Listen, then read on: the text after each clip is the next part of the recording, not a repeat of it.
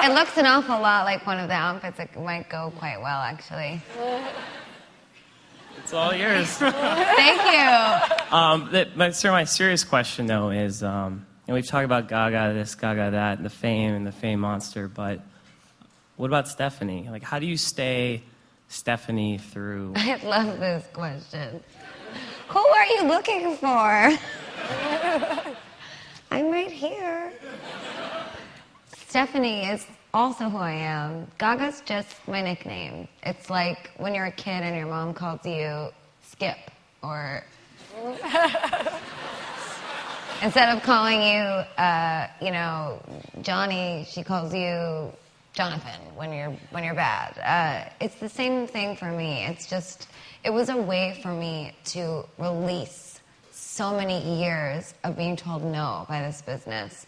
And it's actually funny because I didn't shop around to record labels until I was calling myself Gaga, until people in New York knew me as Lady Gaga. But in high school and making music and choir and being cast in the boys' play, and all the girls hated me because I always got the lead. They hated me for that. Because it was at the boys' school, so if you got the lead, you were always at the boys' school, after school. So I guess what I'm trying to say is I really make absolutely no separation between Stephanie and Gaga. It is the absolute same person. It was a way for me in my life, and it's a gift I wish I could give to anyone, is if you went through hard times when you were a kid, or when you were in college, or maybe you had a job that really, they fired you and you were poor for 2 years and then you got a new... I wish I could give that gift to anyone, of being able to say, I rebuke all of that negativity and I am now a new person. And I'm going to be the queen I know that I can be. And that's really all that it is. Thanks. Well, I know you have a meticulously planned wardrobe, but just in case, I'm going to leave this for you. Thank you very much. We will take 2 more. Please leave all fashion accessories. Thank you. Aww. So sweet. Yeah, have a great set. I can't... It's not going to fit. Do you want help?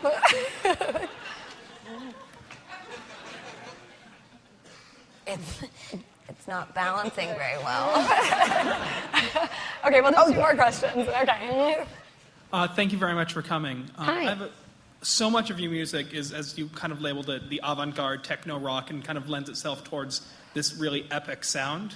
And then you take those songs and you make these amazing acoustic versions that are just this polar opposite in terms of the musicality. And I was just wondering if you'd talk about the process of building those 2 songs out of the same lyrics, same notes, same chords. And is there one that you prefer, like performing? Well, I guess what I would say is a lot of times in my songwriting process, I will begin at the piano. So I will actually write one of the songs on the album that is truly one of my favorites. It's called The Edge of Glory. And it's kind of a sad story, sorry to be a downer, but my grandpa died about 5 months ago, and my dad and I were going to say goodbye to him at the hospice, and I got out a big thing of agave tequila, and my dad sat next to me at the piano, and we just started doing shots back and forth. And I wrote The Edge of Glory on the piano, and my dad and I cried. And the song's about your last moment on earth, the moment of truth. The edge of glory is that moment right before you leave the earth. So that song can be played on the piano, but it's actually set to this giant, huge techno rock, Springsteen-esque dance beat. I actually had Clarence Clemens from the E Street Band come in and play saxophone on it. It's fucking beautiful. And I do that with a lot of my songs, but it's funny. It's so interesting to hear your perspective on it, because that is really what I wanted to do with this album, is I wanted to show my abilities as a songwriter. So a lot of the songs are like that. There's really no song on the album that can't be played at a piano acoustically. It's all about the songwriting. It's all about my abilities as a writer from a melodic perspective, and I co-produced every song on the album, so sonically it just smells like me, if that makes any sense. So I guess what I'm trying to say is, in my opinion, all good music can be played at a piano and still sound like a hit. Thank you very much. And one more question here. Hi, I'm Chris. Hello. Why do I feel like some of you were coaxed into doing this? Well, because we were promised we would get a prize if we were the best dressed. Oh. So I'm hoping to win. So you get $200 after you take those balls off, huh? They're actually loofahs. But They're what, loofahs? loofahs. I'm sorry, can't I take my glasses off? Yeah. You can take a really fancy shower then after this. Okay, so I've kind of forgot my question because I'm nervous, but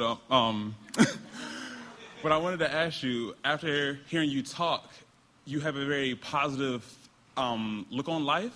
So I was just kind of wondering where that came from. What happened in your life to shape that? Because not many people are like you and can always rebuke things that are bad and, you know, always look to the good.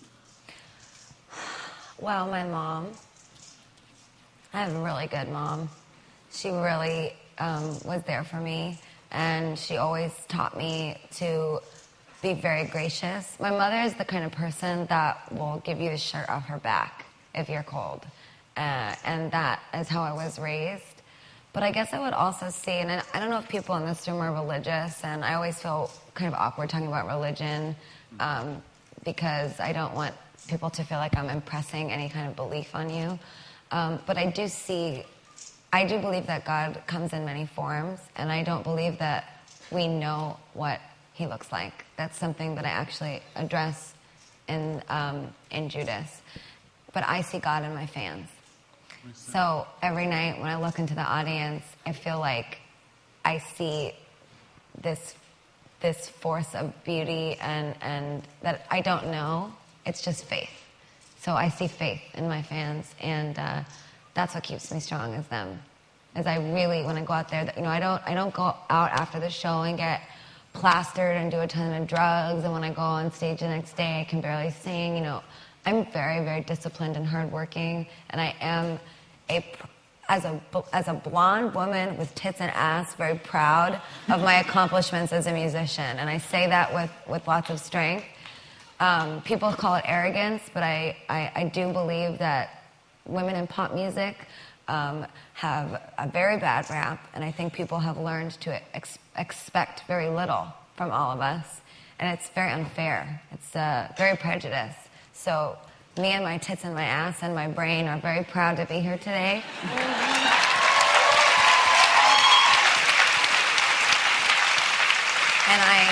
And I truly see God in my fans. They are who I worship, is what I'm trying to say. And I believe what you worship in your life doesn't have to be religion or an institution or a certain kind of God. It's just, you must worship your faith. I'm speaking in my own Gaga tongues, but I worship my fans, is what I'm trying to say. They are my religion. That makes sense. One more thing. I'm sorry to ask, but can I have a hug too? This is like one of my dreams. I love your music. I love you too.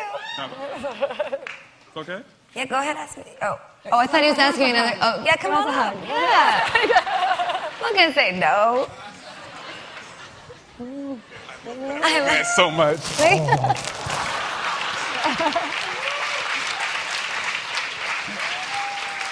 That towel wrapping is giving me like New Jerusalem too. That's nice. So if I'm not mistaken, next Monday, March 28th, is your 25th birthday. Yes. So happy birthday. Thank you. And you can tell Can me I just keep telling people I'm 24? We won't tell. Google might, but we won't.